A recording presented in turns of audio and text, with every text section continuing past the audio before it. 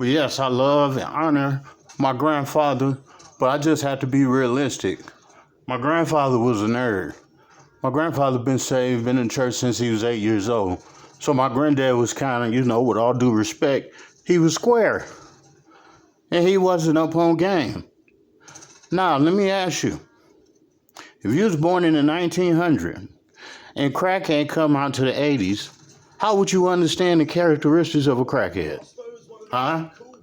Okay? And if you ain't never been in the streets, you don't know a whore, you don't know a pimp, you don't know all that. You just know what they say, but I'm saying you don't know their characteristics. You feeling me on this? You feeling me on that? So my grandfather, even though I loved him and he was knowledgeable in the Bible, but my grandfather was a square when it come to real life. And the perfect example was that when my mama and Darlene was fighting in the church.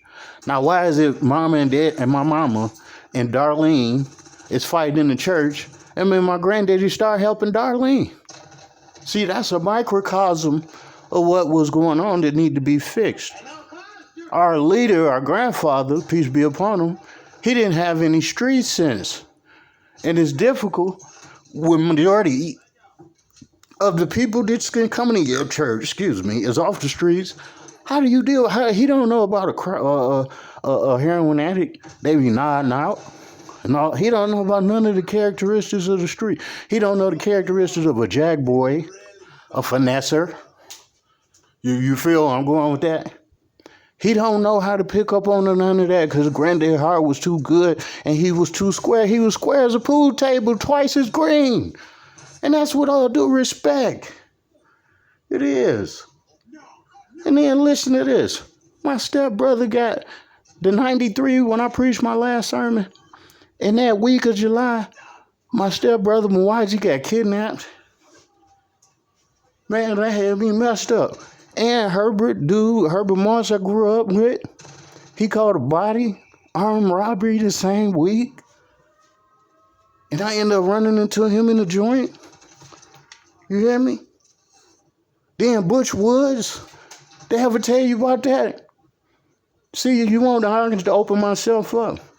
I had got post-traumatic stress disorder because when I was 8, I had a grown dude trying to kill me named Butch Woods.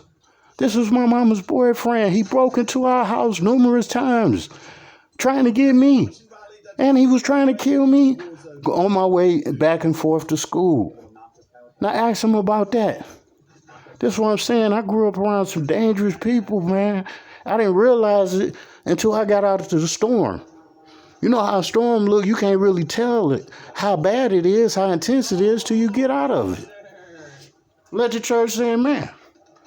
But look, and my stepdaddy, El Martin, he used to beat the hell out of me. Like one time he jumped on me, beat the hell out of me, and lied. He said I swung on him. Look, I did not swing on him. Dog. He said I swung on him. He beat the crap out of me. But I don't understand. When Terry went over to his house, when he was living on Springer with Mac, when he was talking all that, I used to be an Earl Flynn. What was that Earl Flynn in you when Terry pulled up? What was the Earl Flynn in you when he pulled up at your doorstep with no gun? Oh, that's right. And he came and made you go get his woman. This supposed to be your woman. Now, what they call that in the street?